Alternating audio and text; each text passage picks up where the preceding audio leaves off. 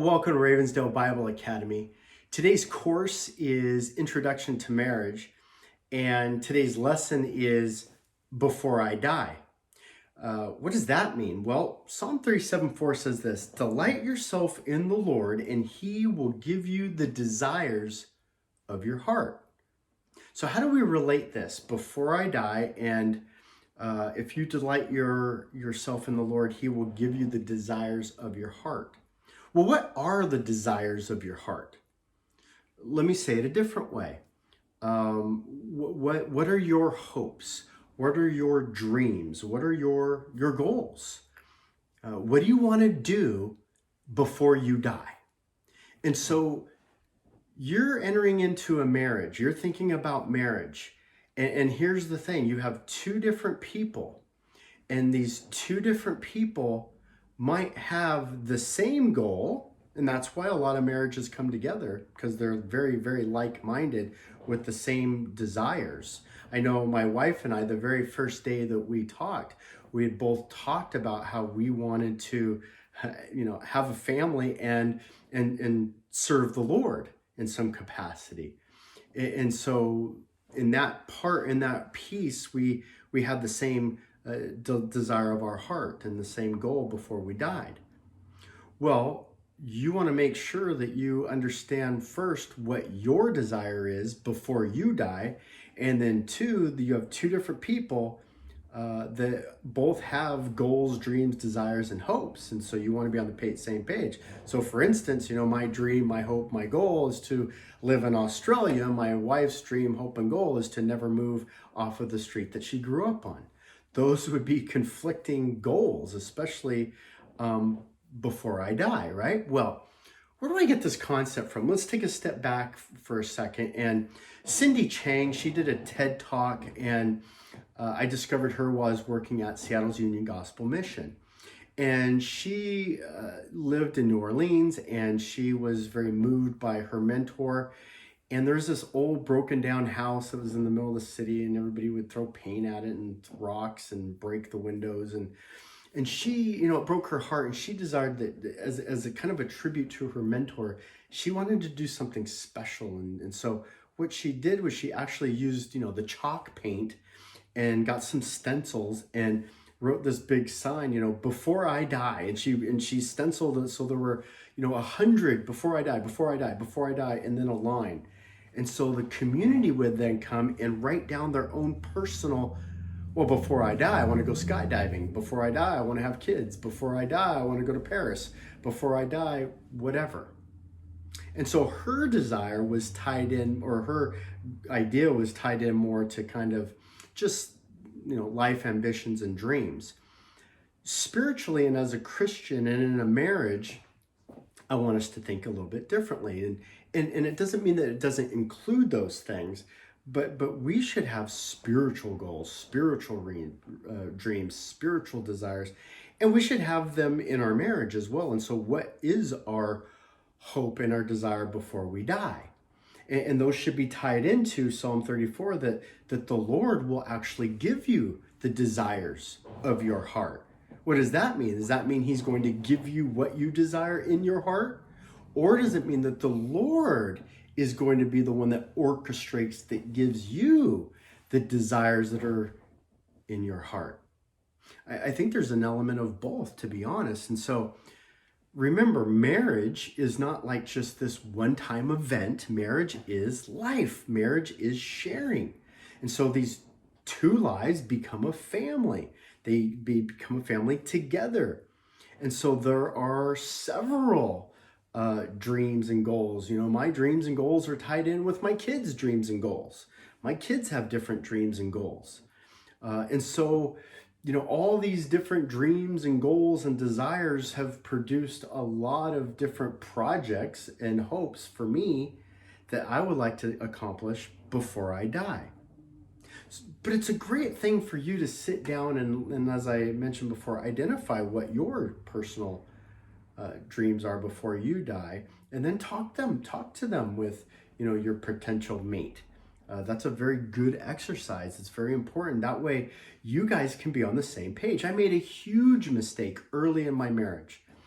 I thought because on the first day when I told my wife, hey, you know what, I want to serve the Lord and be in some kind of ministry, I thought that she knew that, you know what that means? That means that I might want to be a missionary to the Dominican Republic. That means I might want to go to seminary for 4 years. That means I might want to be a pastor. So I thought I had the green light because of that first conversation, that I could essentially like do anything ministry related. I kind of warned her I have a ministry mindset, but I wasn't specific, and I didn't lay out some of the specific dreams and details that I had, like going to the Dominican Republic, coaching baseball, using baseball to find orphan kids, take those orphan kids, start an orphanage, which was a school and also a training ground in business, so that all the kids who didn't become professional baseball players knew how to support themselves and raise Christian families and be fruitful and multiply. That was my big dream, big vision, right? Well, I had 5 kids of my own, and the Lord showed me that there were opportunities here in America to start a school and have children that way, and just do the elements of the Dominican, just not in the Dominican. Well, the biggest problem with that was I wasn't on the same page with my wife. And so when I went to seminary 2 years in our marriage, it was a shock. Whoa, wait a minute. I thought you were doing work. And all of a sudden now I'm doing work part-time and seminary part-time. Well, it took me 16 years to go back to seminary. It took us 16 years to be on the same page. Now look, I have a lifetime to accomplish my ministry goals before I die.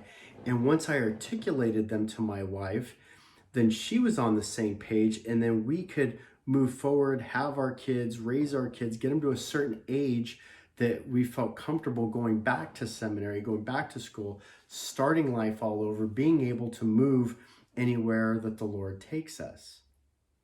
Well, in identifying your dreams and your goals before you die, I think there's 4 keys that I want to share with you. First one is what? What is your big dream, right? What is it? What are your little dreams? We've got big dreams, we've got little dreams. Big dream, I want to be a pastor and run a school. Little dream, I want to coach Little League baseball, that kind of a thing. What's big for you and what's big for me may be 2 different things.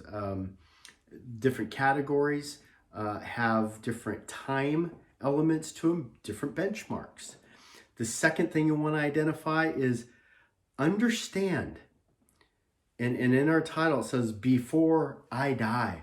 Everybody dies. You're going to die. So what is it that you want to do before you die? See, death has a certain reality to it. Death has a timeline and a clock, and the clock is ticking, right? I'm 51 years old now, and it's like, hey, I don't think I'm going to live to be 102, so that means I've got less life left in me than life that I've had. I'm on the clock. I'm officially on the clock. I'm dying. Am I going to get to my bigger dreams before I die? And what am I doing about it? Identify what I'm doing about it. Third aspect is, does everybody live? I mean, are you living? Do you really have a plan? If you don't have dreams, if you don't have goals, if you don't really have any desires, then are you living? Are you taking risks? It's okay to fail. It's okay to take risks.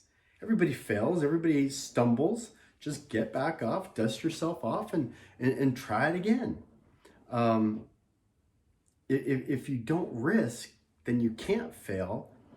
But if you don't fail, then you may not make your dreams that you would like to achieve. So be willing to fail. That's okay. Everybody dies, but not everybody lives. Not everybody's out there, living life, right? Live life. Live it together in your marriage. And then what's the long game? What is the long game before you die? I mean, have you laid out kind of the different goals?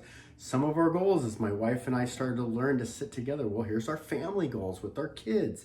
Here's our goals where we want to live. Here's our goals with our house. Here's our goals with our ministry. Here, we start breaking down, laying them out. Well, here's our 10-year goals. Here's our 20-year goals. Here's our after the kids are out of the house goals. And now we have grandkids, and what's that look like? And so, what's the long game? What kind of compartmentalize and understand, be patient with life.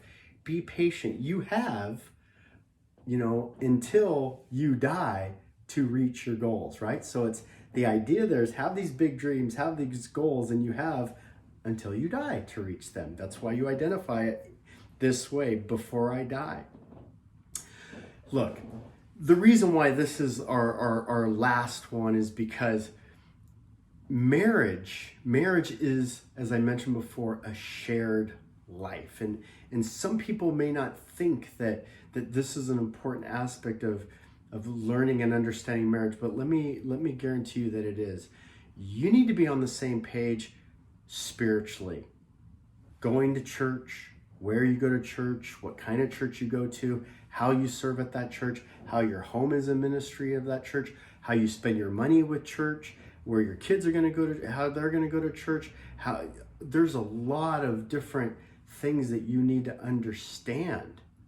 And sitting down and understanding this for yourself first. And look, in my life, I have these goals that I would like to do before I die, and how they fit into my spiritual life and my marriage life and my family is a very, very important thing. This is why so many people are frustrated. This is why so many people think that they have to go find themselves, right? Don't let that happen to you. Luke 9:56 says, Jesus came to give life and give it abundantly. Abundantly. Jesus came so that we can have a fruitful marriage, a fruitful life, an abundant one. And so, have the mindset that marriage is a marathon. It's a long race. It's not a sprint. So understand what your dreams, hopes, and goals are before you die.